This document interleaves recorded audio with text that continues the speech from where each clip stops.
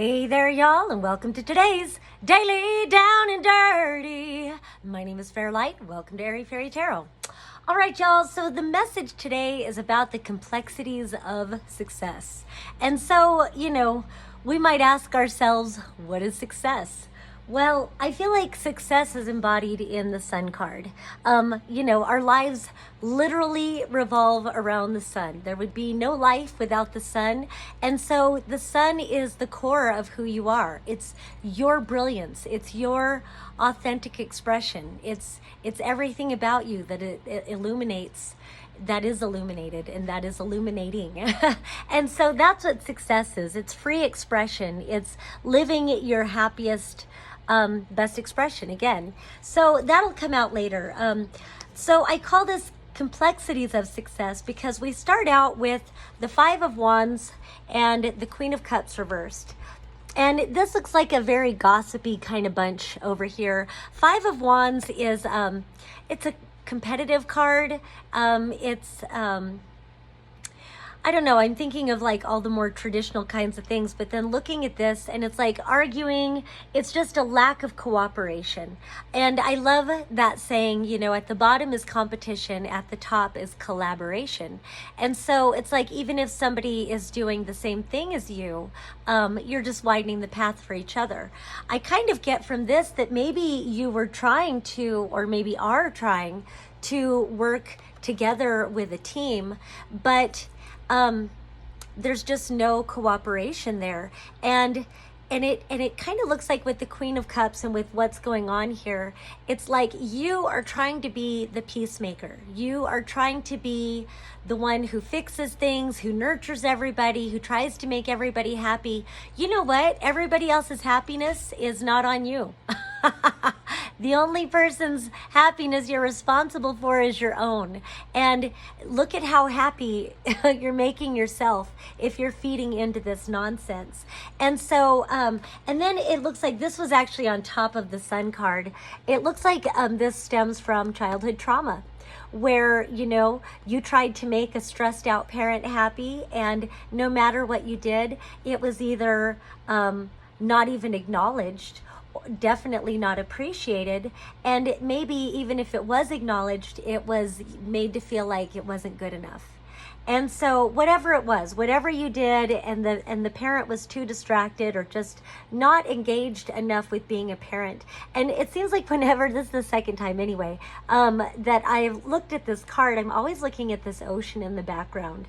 And it just feels like there's so much freedom available. If the parent is in this energy and there's nothing the child can do about it, might as well go frolic and play in the water. Go connect with the nourishing, energy of Mother Earth, but that's what I always say. And there's something about that here too, that there are greater things available for you to nourish your own being, your own self with. But it's like, and isn't it interesting that it's like it goes back and forth. It kind of reminds me of that saying that art creates life, creates art, creates life, creates art, creates life, and on and on and on. So too, do we need to make ourselves happy first, but then we need to focus on how we can utilize our skills and our talents and our gifts to be of service to others in order to really thrive in life. But then we need to keep the balance of nourishing ourselves. And so it's that back and forth about nourish yourself, then nourish others, then nourish yourself. And often nourishing others can nourish you when you come from a place of being nourished. And so that's what it feels like, is that at some point, especially when it comes to whatever this situation is talking about, you need to cut this bullshit out. Either tell these people they're full of fucking shit, and either they pull their shit together and cooperate, or just get out of this situation. And whether it's work or family or friend groups, it's not so easy to just stand up with your sword and slice through the bullshit and speak your truth. But it looks like, to value your own happiness, that's exactly what you need to do. And if nothing else, I would say cut cords from all of this energy and really get into nourishing yourself. I would say more of turning this right side up and nourishing into this inner child here. and really cut out anything that is not nourishing to you, and really shine your light, shine your brilliance, find what makes you happy and do that. And then we've got the King of Wands. So it's beautiful kind of that we start out with this very weakened queen energy. So we have to move into our masculine to cut through the bullshit so that we can engage with this beautiful shining brilliance of our being. And I love that it represents different cycles in a woman's life. You know, not all women are called to be mothers, but it does represent the maiden, the mother, and the crone. So different cycles of our life. Then we come into this powerful Fire King energy. This is air energy, in case you didn't know. This is fire energy. This is about moving forward towards your passions, your inspiration, your creative ideas, that which is most nourishing for yourself, and to conquer the world. And, you know, of course, don't really conquer the world, but conquer the world in whatever it is that you truly want to go after in your life. And it looks like things will move very quickly. Then you've got this. So this is the Eight of Wands, King of Wands, Eight of Wands. Then we've got this Eight of Pentacles reversed.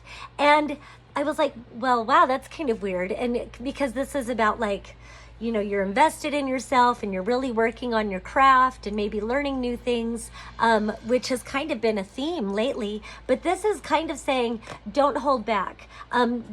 There's something about this energy. I think it's where it concerns whatever this energy is about and whatever these energies are about. I think it's saying, you know, don't hold back when it comes to whatever energy it is. It feels like now it's go time. Move forward, you know. And it's funny, well, again, there's this to and fro where you take the time to slow down and really plant the seeds and nourish it, and then it's time to get active. Then it's time to really go and allow things to move along. So it really feels like at this time now, move on what it is that you want. Be passionate about what you want. And like, I'm so like la la la la la, so I don't want to say be unforgiving. Of course, be forgiving. It reminds me of something one of my best friends my whole life, Joe King, would say. He'd say, you can trust everybody. The trick is in figuring out what you can trust them to do. So, you know, so it's like you can forgive them. Forgive them as you cut them the fuck out of your life and you move forward on what is inspiring you, whatever represents you expressing your greatest brilliance, and move towards that, and don't let anything hold you back. And then we end with the Six of Wands, another fire energy, and this is victory. This is success, which is why I called it the complexities of success, because there is a lot of energy to navigate through. There's a lot of healing involved, and also there's a lot of joy to express, a lot of brilliance, a lot of authenticity and expression. So really move forward on that and you will be victorious. All right, that's all I have for today. Peace and love until next time.